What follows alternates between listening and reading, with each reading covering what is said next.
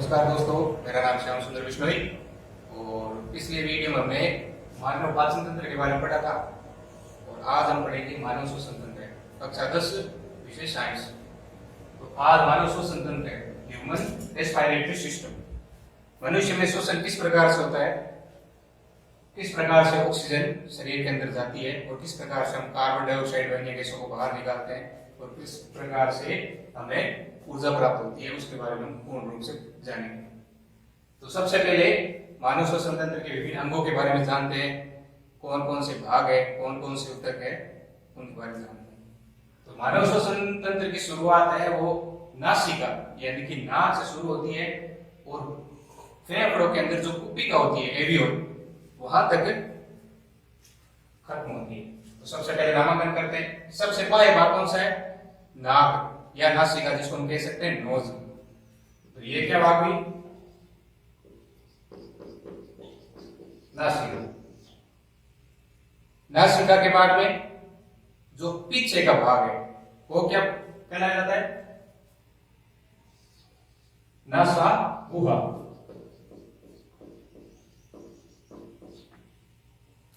NASA गुहा के बाद में अगला भाग वो है ग्रसनी। ग्रसनी भी आगे चलकर 3 भागों से मिलकर बनी होती है। मुख ग्रसनी,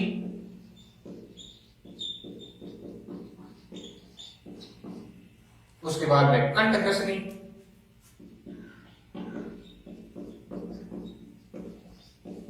फिर अधोग्रसनी।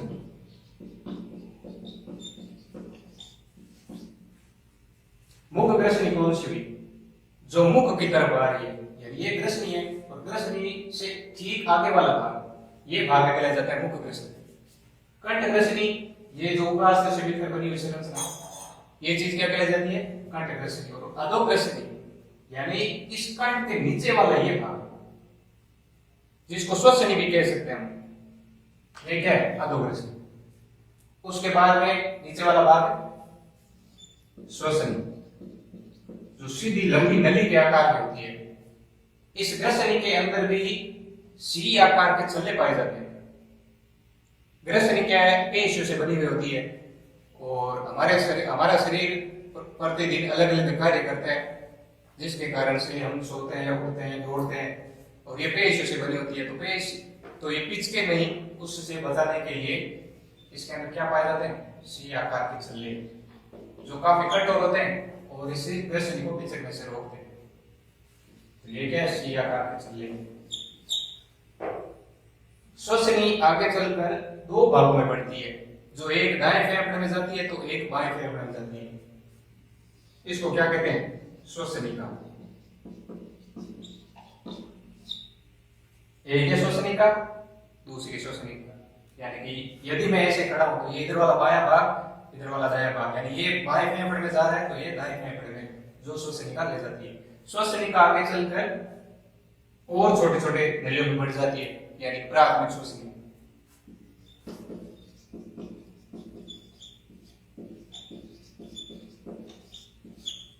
प्राथमिक श्वसनी आगे चलकर और छोटे छोटे नलियों में विभाजित हो जाती है, जिसको क्या कह सकते हैं? द्वितीयक श्वसनी।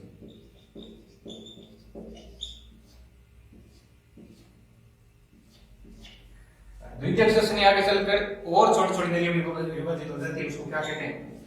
तृतीयक श्वसनी।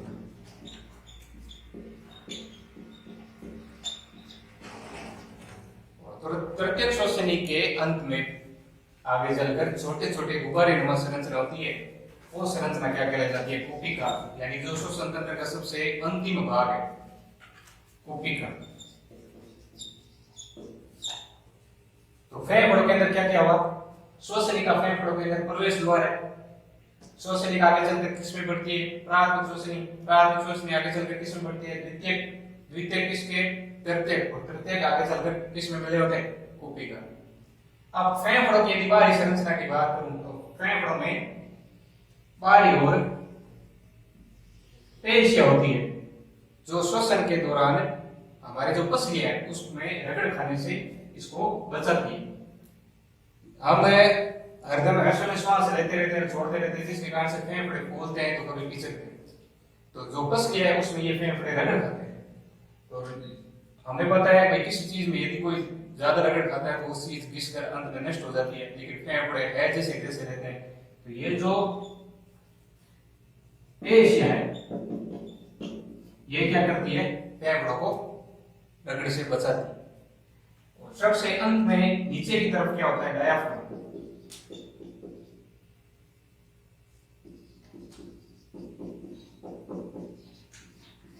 ये डायाफ्राम क्या करता है, मानो जब श्वास लेता है श्वास छोड़ता है तो ये उसमें अपनी मुख्य भूमिका निभाता है या सहायता करता है।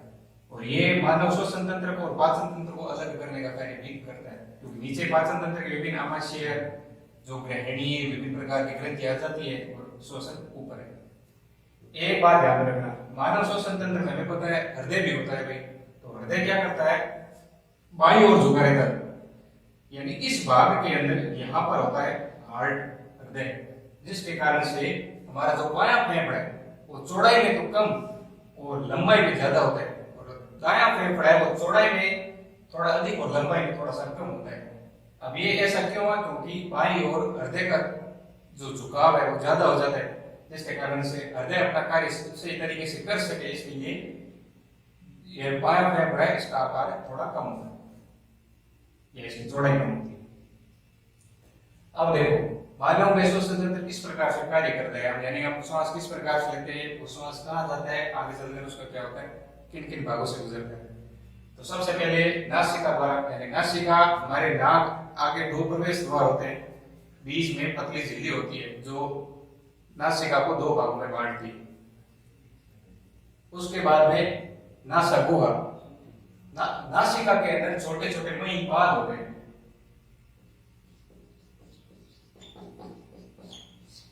और विभिन्न प्रकार की श्लेष्मा की परतें होती है जो वायु को छानने का कार्य करती है, और इसके अंदर जितने भी प्रकार की धूल के मिट्टी के कण है वो इसके द्वारा साफ कर दी जाती है। जो तो वायु नासिका के अंदर प्रवेश करने के पश्चात कहाँ पहुंचती है, कृष्णी में। कृष्णी हमें पता है कितने भागों में होती है, 3 भागों में। मुख कृष्णी से होती हुई वायु कहाँ पहुंचती है, कंठ कृष्णी। कंठ कृष्णी जो 9 प्रकार के उपास्थि से मिलकर बनी होती है। ये कंठ कृष्णी को क्या कह सकते हैं, स्वर यंत्र भी कहते हैं या स्वर पेटी भी कहते हैं।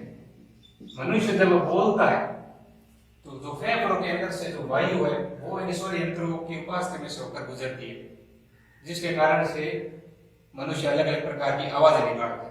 यदि उपास्थि न हो या कंठ कृष्णी या स्वर पेटी न हो तो मनुष्य बोल नहीं सकता है। अब आगे कंठ कृष्णी के पश्चात ये अधोकृष्णी, अधोकृष्णी आगे चलकर किस में बदल जाती है या किस में परिवर्तित होती है, किस में होती है, श्वसनी के अंदर। अब देखो इस श्वसनी के अंदर अनेक प्रकार के, मैंने बताया था, सी आकार के छल्ले होते हैं इस प्रकार से, जो आपस में पूरे मिले हुए रहते हैं। ये कठोर होते हैं जो श्वसनी को पिचकने से रोकते हैं। यदि ये न हो तो श्वसनी हमारे विभिन्न प्रकार की क्रियाओं के द्वारा या शारीरिक क्रियाओं के द्वारा ये श्वसनी क्या हो जाती है, पिचक जाती है, और हमें श्वास लेने में दिक्कत होगी, मनुष्य मर जाएगा। इस कारण से ये सी आकार के छल्ले क्या करते हैं, इसको पिचकने से रोकते हैं। इसकी तुलना हम जो विभिन्न प्रकार के पाइप होते हैं, हम पाइप देखते हैं तो पाइप के अंदर जो छोटे छोटे काले रंग के जो गोल गोल आकृति होती है, ठीक उसी प्रकार श्वसन में भी ये आकृति होती है। वो आकृति क्या करती है, उस पाइप को पिचकने से रोकती है, पाइप को कठोर बनाती है। वैसे ही ये सी आकार के छल्ले श्वसनी को क्या करते हैं, कठोर। इस श्वसनी के अंदर भी क्या पाई जाती है, श्लेष्मा की परतें पाई जाती है जो वायु को छानने का कार्य करती है। वायु के अंदर जो भी धूल के कण कीटाणु है वो यहाँ अटक जाते हैं। अब देखो श्वसनी आगे चलकर मैंने बताया था 2 भागों में बढ़ जाती है जो फेफड़ों के अंदर प्रवेश करती है, बाएं और दाएं। और श्वसनी आगे चलकर प्राथमिक श्वसनी, द्वितीयक, तृतीयक, ये अलग अलग छोटे छोटे प्रकार की गलियां होती है या भाग होते हैं या रास्ते होते हैं जो अंत में जाकर किसमें मिलते हैं, कुपिका। अब देखो कुपिका को ठीक प्रकार से समझना जरूरी है। जो छोटे छोटे गुब्बारों की संरचना होती है, देशी संरचना अलग है। ये भी पतली महीन झिल्ली होती है जो केवल गैसों के आर पार या आदान प्रदान में अपनी महत्वपूर्ण भूमिका निभाती है। यानी इसके अंदर से जो गैसें होती हैं वो ही आर पार जा सकती है। अब उनमें से कौन सी प्रकार की गैसें? मुख्य रूप से ऑक्सीजन व कार्बन डाइऑक्साइड। हम श्वास लेते हैं तो ये जरूरी नहीं कि हम केवल ऑक्सीजन ही अपने शरीर के अंदर ले रहे हैं। ऑक्सीजन के साथ अन्य प्रकार की गैसें भी हमारे शरीर के अंदर जा रही है, जो फेफड़ों तक जाती है, परंतु इन रक्त वाहिनियों में केवल और केवल ऑक्सीजन ही रक्त वाहिनी में प्रवेश करती है, बाकी सारी गैसें वो इन कोशिकाओं में आकर रुक जाती है। और जो रक्त वाहिनियों के अंदर कार्बन डाइऑक्साइड है वो इन कोशिकाओं में आ जाती है, क्योंकि इन झिल्लियों की संरचना इस प्रकार से होती है कि ये केवल ऑक्सीजन और कार्बन डाइऑक्साइड को ही आर पार ले जा सकती है। अब देखो, हमने श्वास ली तो श्वसन के साथ में जो गैस शरीर में प्रवेश करी तो उनमें से केवल ऑक्सीजन है, वो ऑक्सीजन ही इन रक्त वाहिनियों में उच्च दाब प्रवणता के कारण, जैसे मान लो शरीर के अंदर से जो रक्त आया उस रक्त के अंदर हमें पता है भाई कार्बन डाइऑक्साइड शरीर के अंदर ज्यादा थी, उसकी मात्रा है 95% मान लो, उस रक्त के अंदर ऑक्सीजन की मात्रा है 5%। ये अभी रक्त वाहिनियों की स्थिति है। हमने श्वास लिया तो श्वास के अंदर ऑक्सीजन और कार्बन डाइऑक्साइड, मान लो ऑक्सीजन की यहाँ पर प्रतिशतता है 95% और कार्बन डाइऑक्साइड की प्रतिशतता है 5%। तो एक दाब प्रवणता होती है। दाब प्रवणता यानी कि गैस है वो अपने अधिक दाब से कम दाब की ओर गतिमान होती है। तो ऑक्सीजन यहाँ पर 95% है, यहाँ पर 5% है, तो अपने दाब प्रवणता के कारण ऑक्सीजन क्या होगी? इन रक्त वाहिनियों की तरह जाएगी, ठीक है। और कार्बन डाइऑक्साइड यहाँ पर 95% है, यहाँ पर 5% है, तो उच्च दाब प्रवणता के कारण ये रक्त वाहिनियों से कहां जाएगी? कोशिकाओं के अंदर जाएगी। एक श्वास के अंदर ऑक्सीजन तो रक्त वाहिनियों के अंदर चली जाती है और जब हम श्वास छोड़ते हैं तो कार्बन डाइऑक्साइड इन कोशिकाओं के माध्यम से शरीर के बाहर निकल जाती है, ठीक है। उसके बाद अगला है डायाफ्राम। डायाफ्राम एक उल्टे यू आकार की संरचना रहती है। जब हम श्वास न ले तब ये यू आकार की संरचना होती है, उल्टे यू आकार की गोल वाली संरचना होती है। जैसे हम श्वास लेते हैं तो ये एकदम सीधी सी पतली लंबी पट्टी के रूप में हो जाती है, यानी ये नीचे हो जाती है इस प्रकार से, यानी कि जिसके कारण से फेफड़ों पे दबाव पड़ता है, फेफड़े फूल जाते हैं। अब श्वास जैसे हम छोड़ते हैं तो ये वापस क्या हो जाती है? उल्टे यू आकार की हो जाती है, जिससे फेफड़ों के अंदर ऊपर की तरफ दबाव होता है, फेफड़े खिंचते हैं और जो गैस है वो बाहर निकल जाती है। अब अगला देखो, हाँ, ऑक्सीजन और कार्बन डाइऑक्साइड शरीर से। अब देखो, श्वास लेते हैं तो श्वास के साथ में नाइट्रोजन, ऑक्सीजन, CO2 और विभिन्न प्रकार के जो कार्बनिक और अकार्बनिक गैसें वो भी हमारे शरीर में जाती है, ठीक है। लेकिन उसमें से केवल ऑक्सीजन ही है वो रक्त वाहिनी में जा पाती है।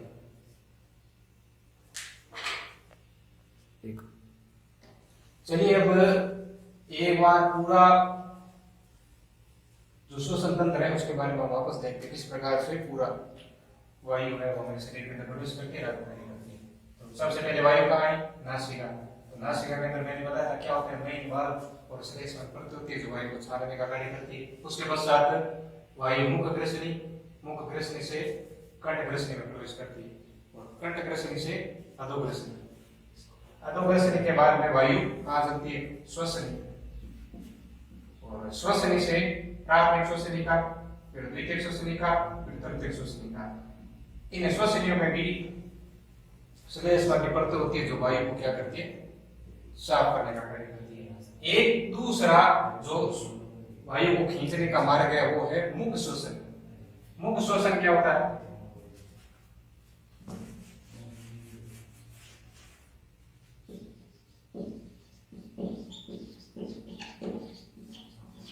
वायु को खींचने के दो प्रकार के मार्ग होते हैं, एक तो नाक से जो श्वास लिया जाता है, नासिका श्वसन, और एक होता है मुख श्वसन। नासिका श्वसन के बारे में हमने पढ़ लिया, लेकिन मुख श्वसन यानी मुंह से हम श्वास ले सकते हैं। दोनों में फर्क क्या है? यानी दोनों में ही वायु है वो खींची जाती है। फर्क क्या हुआ? नासिका श्वसन में जो वायु फेफड़ों के अंदर खींचते हैं वो पूर्ण रूप से शुद्ध होती है, क्योंकि धूल के कण जो कीटाणु रोगाणु है वो सफाई होकर आगे चलते हैं, परंतु जो मुख श्वसन है, मुख श्वसन के अंदर वायु है वो शुद्ध नहीं हो पाती, क्योंकि इसमें कोई श्लेष वाक्य पड़ते महीन बार आदि नहीं होते। तो मुख श्वसन है तो मुंह से भी श्वास ले सकते हैं। आगे इसमें एक संरचना होती है एपिग्लोटिस।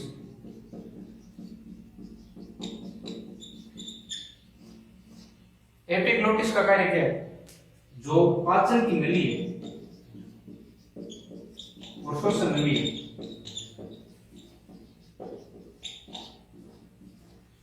उन दोनों में विभेद करने का कार्य करती है। यानी कि हम जो श्वास लेते हैं तो एपिग्लोटिस पाचन नली को अवरुद्ध करके और वायु को श्वसन नली में भेज देती है, और जब हम भोजन करते हैं तो एपिग्लोटिस है वो श्वसन नली को अवरुद्ध करके भोजन को पाचन नली के अंदर भेजती है।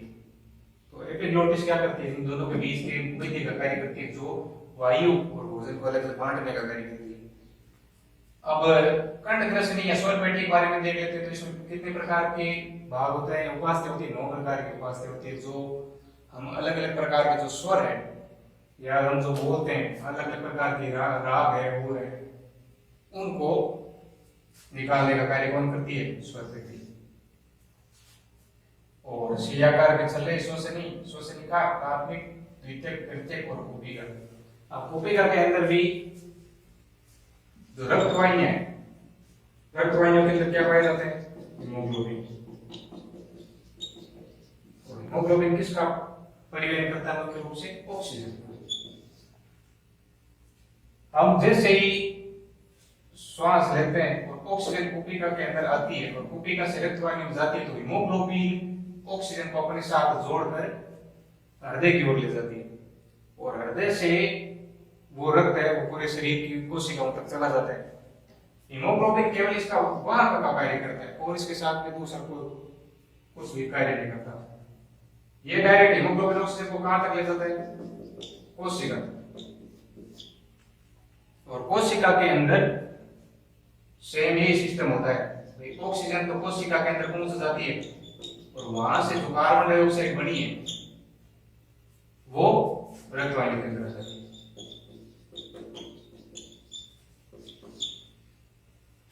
यानी कि मानव में यदि श्वसन की बात करें तो 2 प्रकार के श्वसन हो सकते हैं। तो ये वाला श्वसन कहलाया जाता है वो है बाह्य श्वसन, और जो कोशिका और रक्तवाहिनी के बीच में श्वसन होता है वो आंतरिक श्वसन, जिसके बारे में थोड़ा समझ लेते हैं। बाह्य और आंतरिक श्वसन में क्या फर्क है?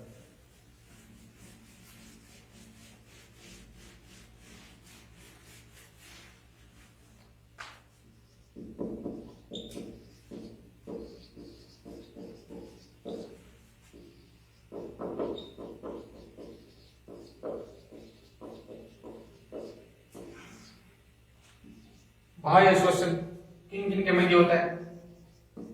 एंब्रियो के अंदर पाए जाने वाली कुपिका और रक्तवाहिनी। और आंतरिक श्वसन किन किन के मध्य होता है? कोशिकाओं और रक्तवाहिनी।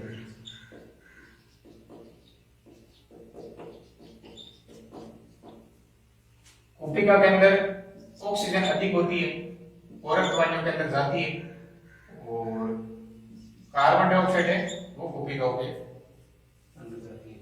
और आंतरिक श्वसन के अंदर कोशिकाओं में कार्बन डाइऑक्साइड अधिक होती है और रक्तवाहिनियों के अंदर उच्च दाब प्रवणता के कारण जाती है, और रक्तवाहिनियों के अंदर ऑक्सीजन अधिक होती है वो कोशिकाओं के अंदर उच्च दाब प्रवणता के द्वारा प्रवेश करती है। तो दोनों में ये फर्क है। ये बाह्य श्वसन कुपिका रक्तवाहिनियों के मध्य, आंतरिक श्वसन कोशिका और रक्तवाहिनियों के मध्य। तो ये है मानव श्वसन तंत्र। अब हम इसके बारे में कुछ क्वेश्चन आंसर कर लेते हैं, और कुछ मैं आपको भी देता हूं कि आप घर पे से सॉल्व करें। तो मैं कुछ क्वेश्चन लिख देता हूं जो आप नोट कर लीजिए, पूरा पढ़ने के बाद आप इसको सॉल्व करिए।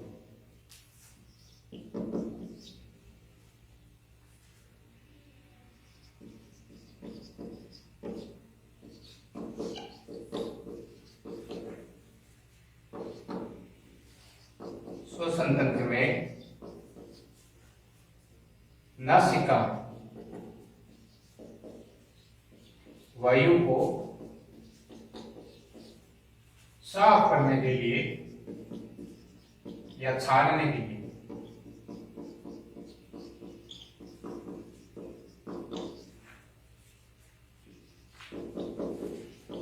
और कौन सी संरचनाएं पाई जाती है?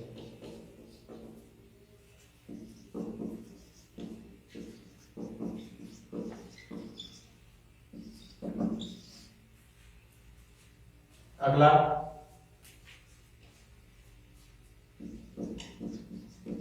ग्रसनी कितने भागों से मिलकर बनी होती है?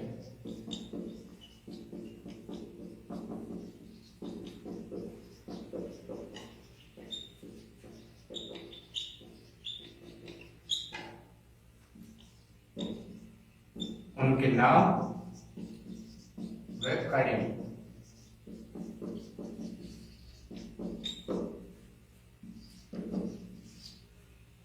तीसरा,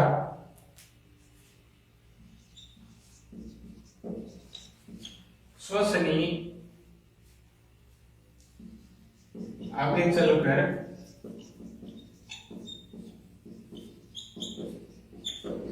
किन किन भागों में बढ़ती है?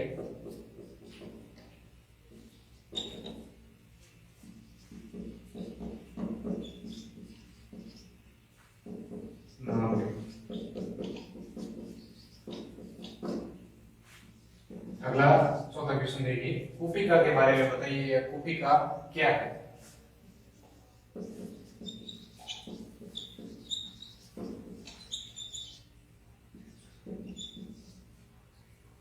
अगला है बाह्य और आंतरिक श्वसन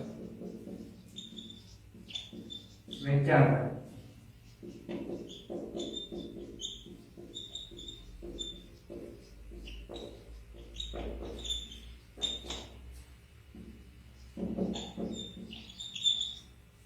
तो ये 5 क्वेश्चन है श्वसन, मानव श्वसन तंत्र को ठीक प्रकार से पढ़कर इन्हें 5 जो प्रश्न दिए इनको आप हल कीजिए।